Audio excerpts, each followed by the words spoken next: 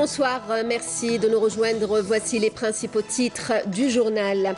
Le renforcement des services postaux en Afrique au cœur de la 37e session du Conseil d'administration de l'Union panafricaine des postes. L'Algérie propose la création d'une poste africaine intelligente. Une conférence de Abdelkader Msahel sur la journée internationale du vivre ensemble en paix au siège de l'UNESCO à Paris. Le ministre des Affaires étrangères a mis l'accent sur la stratégie d'ensemble mise en place en Algérie. Deuxième jour de la visite du général de corps d'armée Ahmed Gaïd Salah au niveau de la deuxième région militaire. Le vice-ministre de la Défense nationale, chef d'état-major de l'ANP, a inspecté quelques unités déployées au niveau du secteur militaire de Sidi Bel Abbès, à l'instar de la 8e division blindée. Le développement de la sous-traitance à suivre, un reportage sur Citel. L'usine fournit des faisceaux de câblage à Renault, Algérie. La coopération donc pour commencer ce journal. Le Premier ministre Ahmed Ouyahia a reçu ce mardi le secrétaire général de l'Union panafricaine des postes Younous Djibrine en visite en Algérie dans le cadre de la tenue de la 37e session ordinaire du Conseil d'administration de l'UPAP. L'audience s'est déroulée en présence notamment de la ministre de la Poste, des télécommunications, des technologies et du numérique, Houda Imen Faraoun.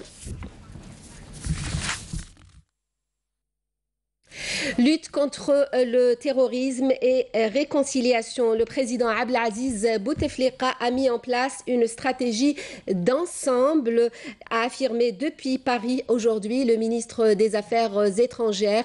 Abdelkader Msahel s'exprimait devant la 204e session du Conseil exécutif de l'UNESCO dans une communication sur la journée internationale du vivre ensemble en paix. Afaf Belhouchet. C'est à l'invitation du président du Conseil exécutif de l'UNESCO qu'Abdelkader Msahel a présenté l'expérience algérienne en matière de lutte contre le terrorisme et processus de déradicalisation, dans la continuité du discours prononcé par le président de la République lors d'une conférence sur le dialogue entre les civilisations il y a 13 ans.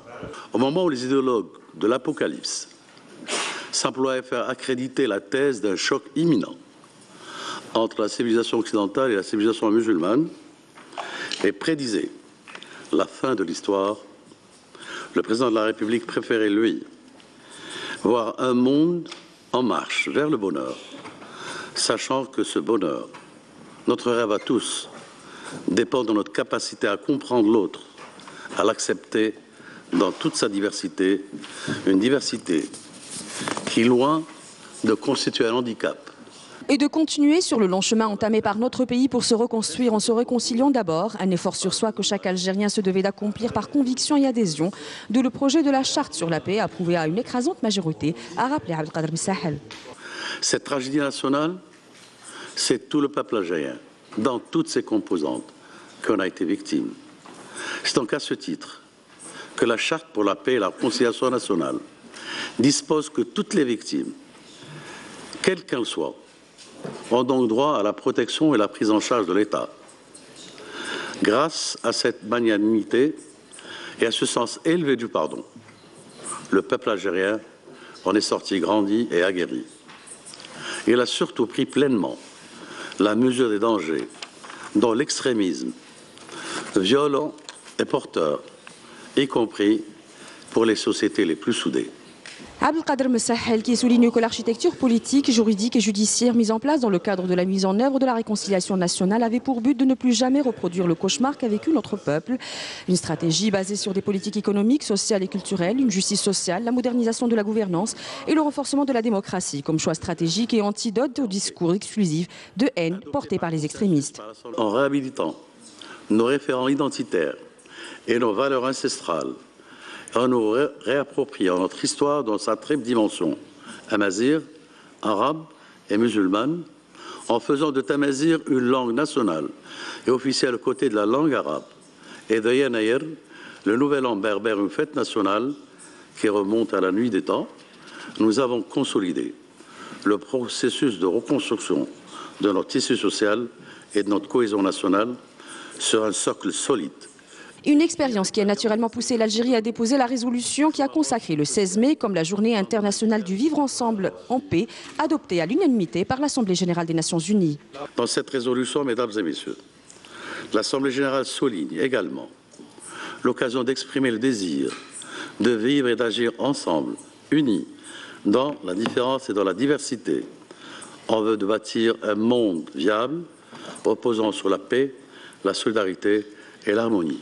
L'Algérie est confiante que l'UNESCO saura assumer la nouvelle mission qui lui est confiée et ne ménagera aucun effort pour faire de cette journée une dynamique pour la paix et la tolérance qui rayonnera sur l'ensemble de la planète, a conclu le ministre des Affaires étrangères. Toujours à Paris, le ministre des Affaires étrangères a eu un entretien avec la directrice générale de l'UNESCO, Audrey Azoulay. Je vous invite à écouter la déclaration de la directrice générale de l'UNESCO à l'issue de ces entretiens.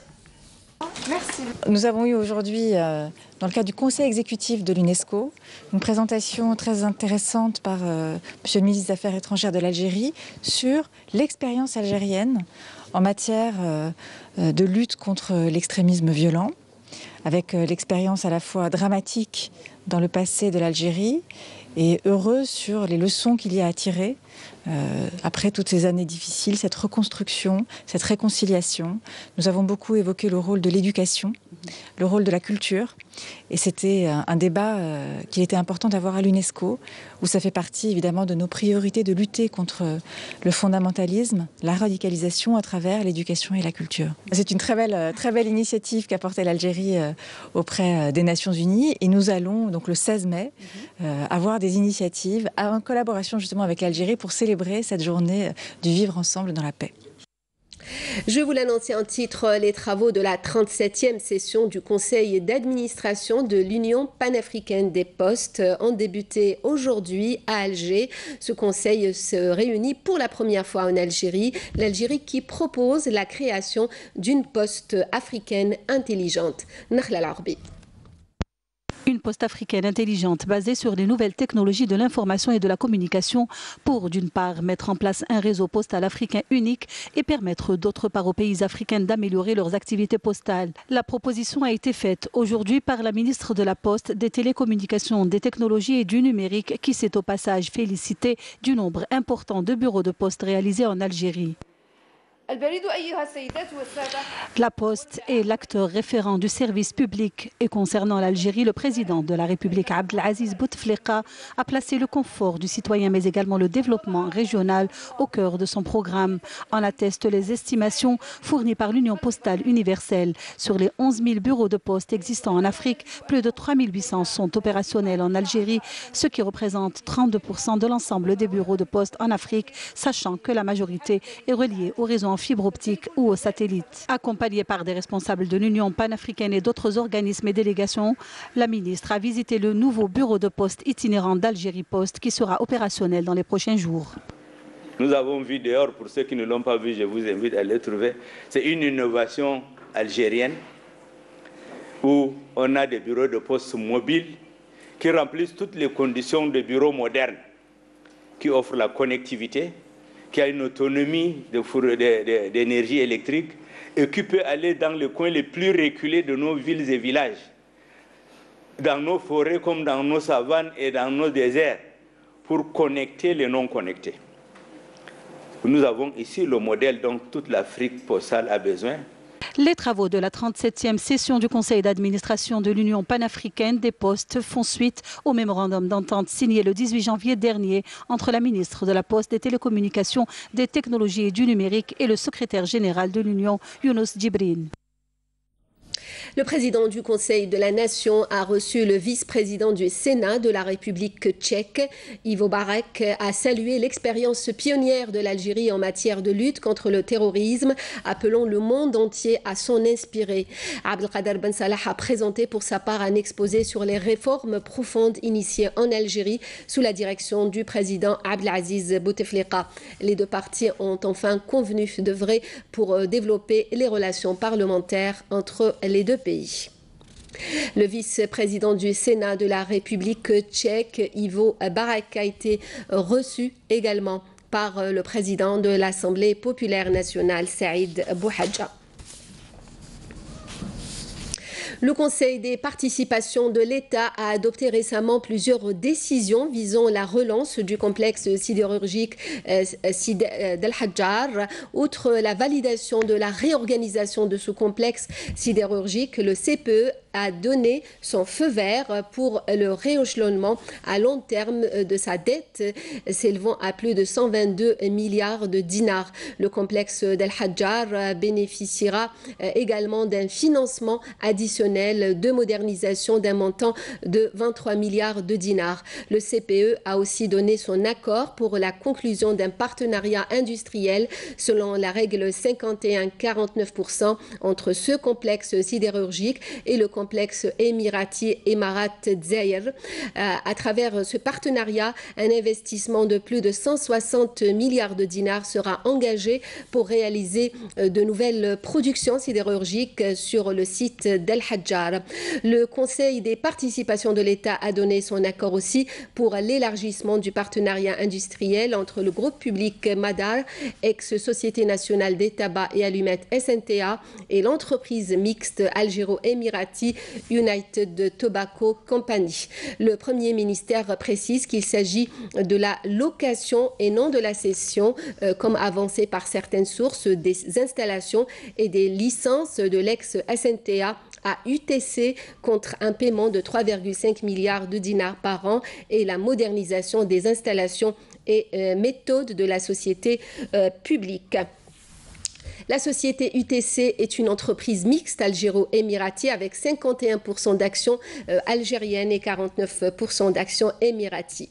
Par ailleurs, le Conseil national de l'investissement a validé un partenariat agricole dans la wilaya d'El Oued. Ce partenariat associe un opérateur algérien et un opérateur tunisien sur la base de la règle 51-49%. Cet investissement qui sera réalisé dans la commune de Djemra consommera un montant de 9 milliards de dinars et introduira des méthodes modernes dans le maraîchage.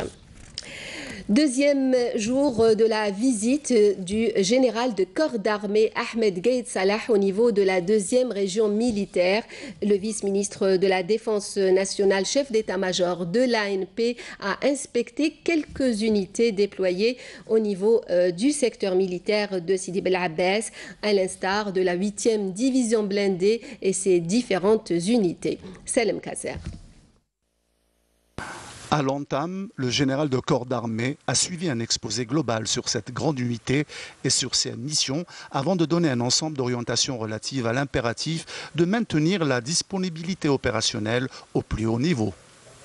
Ensuite, le général de corps d'armée a poursuivi l'inspection de quelques unités mobilisées dans le secteur et à la supervision de visu de l'état d'avancement d'exécution du programme de préparation au combat, comme il s'est enquis de quelques projets au cours de réalisation.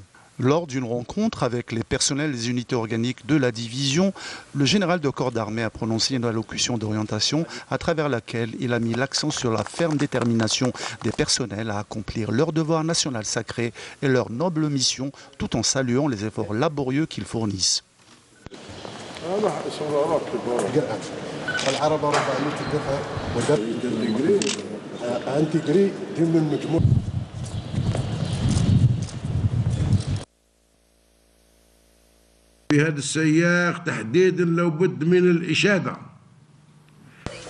Dans ce contexte précis, il est nécessaire de saluer les efforts de la 8e division blindée ainsi que les autres unités et formations déployées à travers le territoire de la 2e région militaire, aux côtés des différents corps de sécurité dans le domaine de la concrétisation de l'approche globale et intégrée que nous avons initiée ces dernières années. L'efficacité opérationnelle que nous voulons est celle dont les résultats peuvent s'étendre à tous les domaines, à l'image de lutte antiterroriste, en tant que nous sommes pertinemment conscients que la préparation au combat est l'un des facteurs auxquels on peut compter en matière de l'acquisition de la disponibilité requise. En outre, le général de corps d'armée a mis l'accent sur l'impératif de s'appliquer rigoureusement à l'exécution du programme de préparation au combat, car il constitue le portail principal qui ouvre sur le développement aspiré et la disponibilité requise. وما دمنا نعتبر بأن التحضير القتالي هو جهدنا الرئيسي والدائم باعتبار. Et comme nous considérons que la préparation au combat constitue notre effort principal permanent du moment, qui fait partie des plus importants facteurs de maîtrise des tenants et aboutissants de l'aguerrissement et de la puissance militaire que nous aspirons atteindre, nous conférons au sein de l'Armée nationale populaire et à la lumière du soutien particulier de son Excellence, le Président de la République, chef suprême des forces armées, ministre de la Défense nationale, à nos forces armées, avec toutes les composantes. Je dis, nous conférons en tant que haut commandement un intérêt particulier à ce volet, et ce, outre les autres facteurs nécessaires et complémentaires. En fait, le programme de préparation au combat, avec sa signification globale et intégrée, constitue le portail principal avec lequel seulement et uniquement le développement aspiré, la disponibilité requise et la qualité de la performance opérationnelle adaptée avec la nature des missions assignées sont ouvertement accessibles.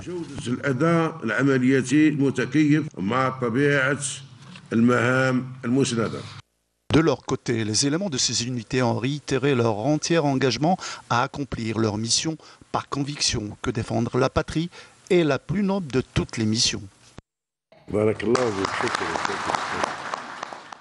L'effort de l'État sera poursuivi pour raccorder les villages les plus reculés, a souligné depuis Tizi Ouzou le ministre des Ressources en eau.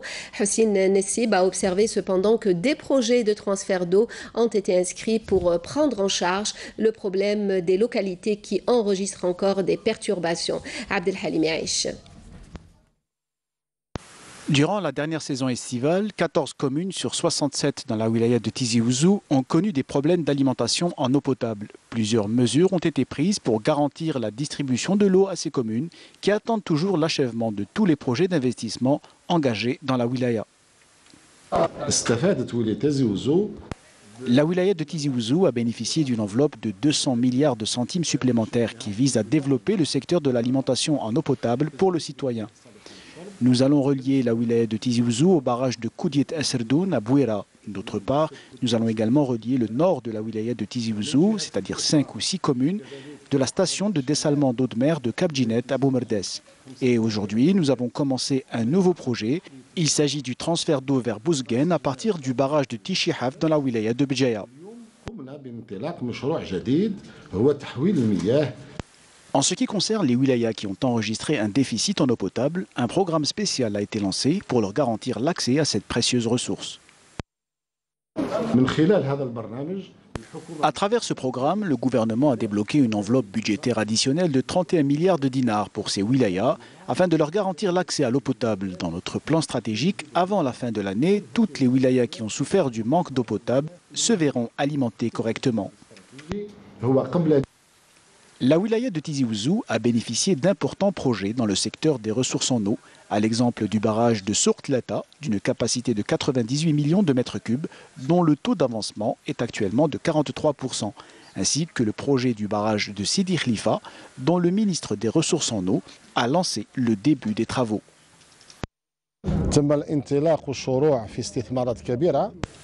D'importants investissements ont été consentis et mis en œuvre sous le haut patronage de son Excellence le Président de la République, qui a accordé une part importante aux projets hydrauliques structurants, que ce soit les grands barrages, les grands transferts de barrages ou même les usines de dessalement d'eau qui étaient des projets prioritaires.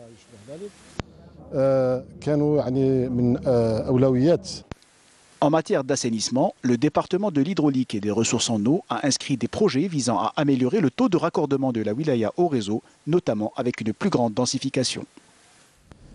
Le développement du tissu de la sous-traitance est d'une importance capitale pour l'économie.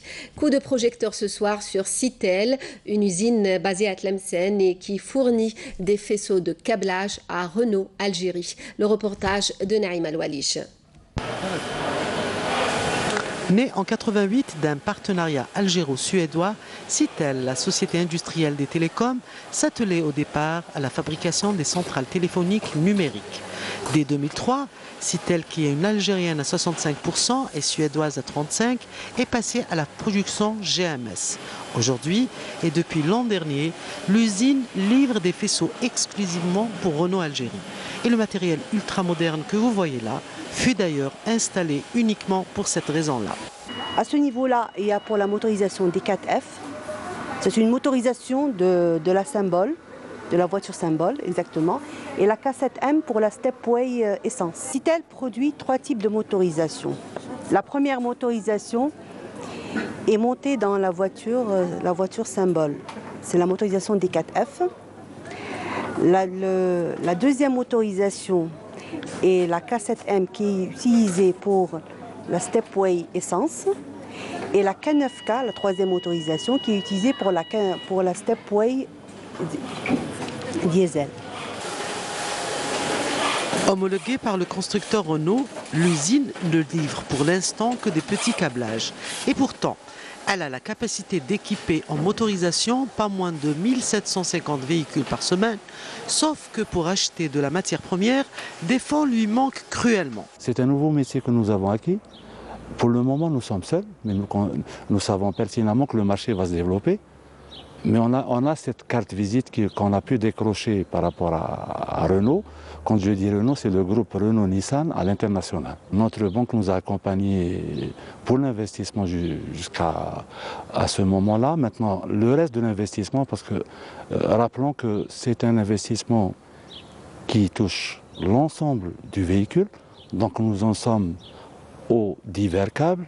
Puis nous sommes à la veille de fournir les premiers faisceaux pour la motorisation. La troisième partie, la troisième phase, elle touche la planche de bord. Et là, l'investissement n'est pas encore présent, mais nous sommes en négociation avec nos banques sur lesquelles nous comptons énormément. L'espoir de trouver des fonds pour répondre à la totalité de la demande de Renault Algérie demeure entier pour cette usine qui emploie 80% du personnel féminin parce que les faisceaux exigent une main-d'œuvre ultra sensible.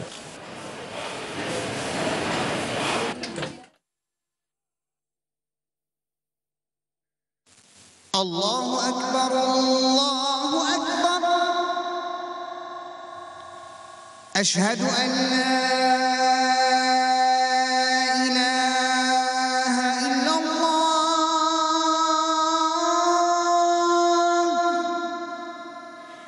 أشهد أن لا إله إلا الله أشهد أن محمدًا رسول الله أشهد أن محمدًا رسول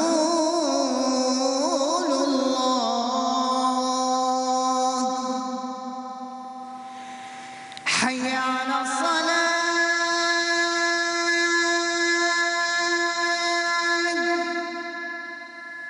حي على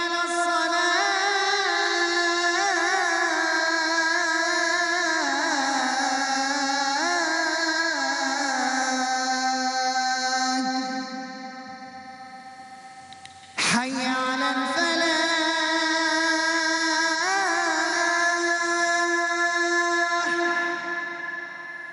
حي على الفلاح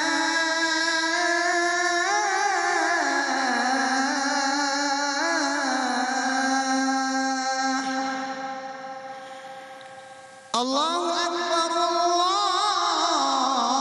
الله أكبر لا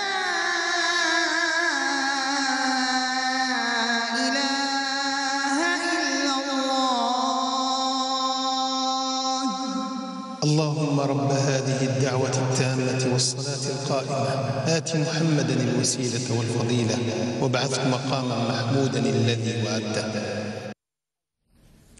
C'était là l'appel à la prière d'El Maghreb pour Alger et ses environs.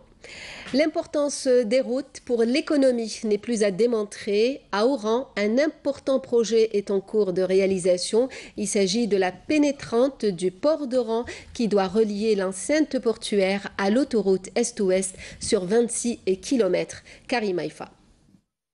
C'est une vue d'ensemble sur la pénétrante du port d'Oran qui s'étend sur 8 km reliant le port d'El Bahia au carrefour d'El Melza. Première tranche d'une pénétrante de 26 km devant relier le port d'Oran directement à l'autoroute Est-Ouest, un projet vital pour la grande métropole de l'ouest du pays.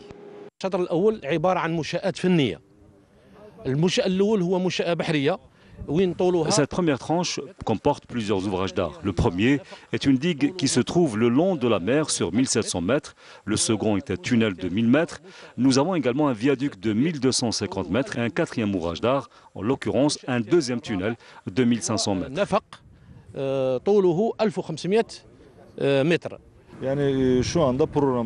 Nous n'avons rencontré aucune contrainte, et ce depuis le début des travaux.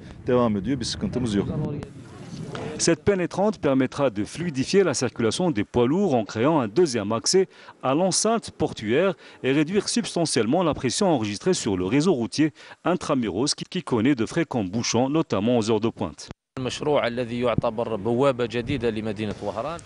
Ce projet est d'ores et déjà considéré comme une nouvelle voie d'accès à la ville d'Oran. Il sera suivi par le lancement de nouveaux projets touchant au tourisme comme des hôtels, des parcs d'attractions, ainsi qu'un port de plaisance et des plages artificielles. Sans oublier que nous étudions actuellement la possibilité d'investir dans des projets structurants le long du littoral est de la ville.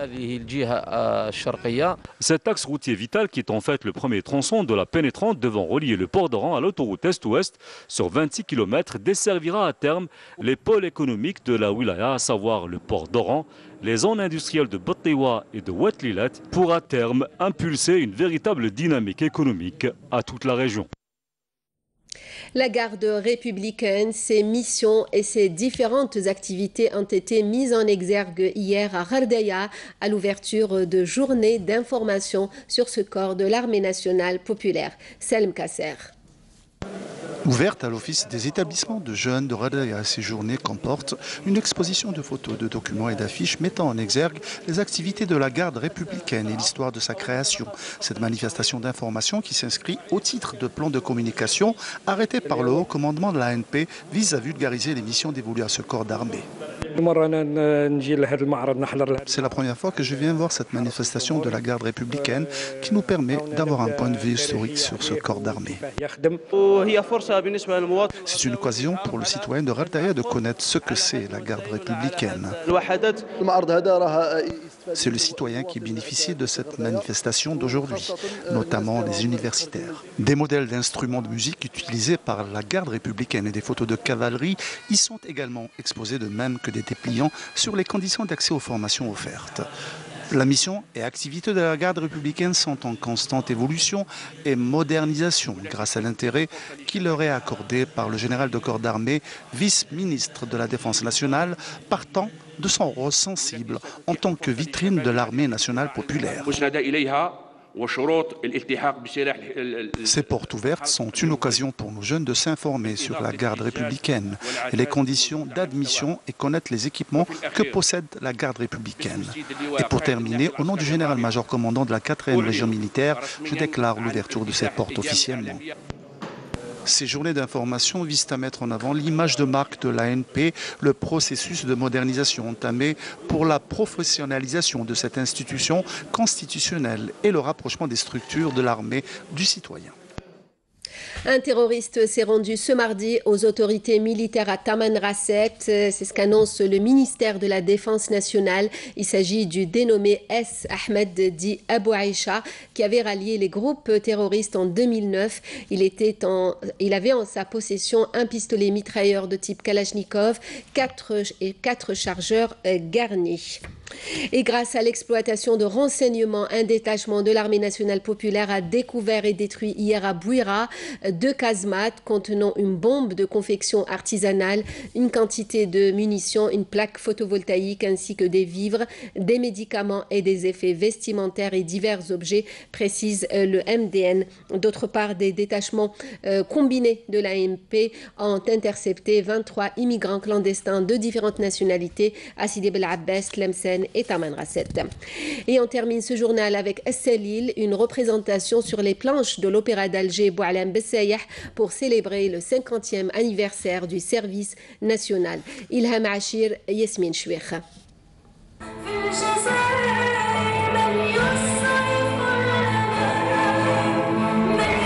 Salil est le titre de l'opéra de l'auteur Rabah Drif qui, 57 minutes durant, tableau après tableau, relate les nombreuses réalisations du service national algérien à travers toute son existence. Il y a énormément de tableaux artistiques, de très beaux moments. Il y a de l'interprétation, du ballet, du chant aussi. C'est un opéra chantant et en même temps la pièce rend hommage à tous les efforts fournis par l'armée populaire nationale et de son dévouement, que cela soit pendant la guerre de libération ou après l'indépendance de l'Algérie. C'est donc un vibrant hommage qui est rendu au travail du corps de l'armée nationale avec toutes ses composantes, avec pour but célébrer le don de soi de tous les martyrs du devoir.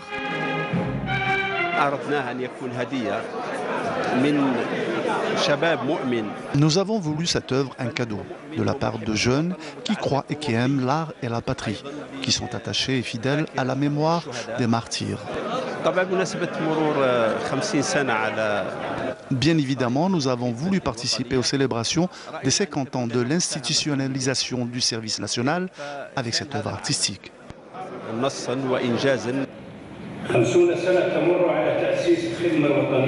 50 ans sont passés depuis l'institutionnalisation du service national. Si nous nous tenons aujourd'hui debout, c'est pour marquer l'événement et pour rendre hommage à toutes ces personnes qui ont libéré le pays et ceux qui ont su leur succéder sans faille.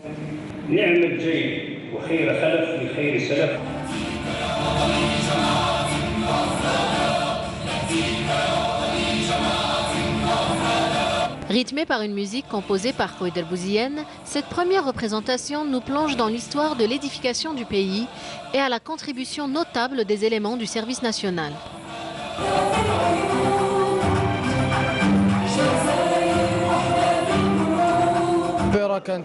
L'opéra était superbe, avec de très belles performances. Nous sommes très fiers, particulièrement de l'aspect scénographique et surtout du décor. Une partie de la pièce relate le parcours du président de la République, de la priorité à la sécurité et à la concorde nationale et du soutien à l'art et à la culture.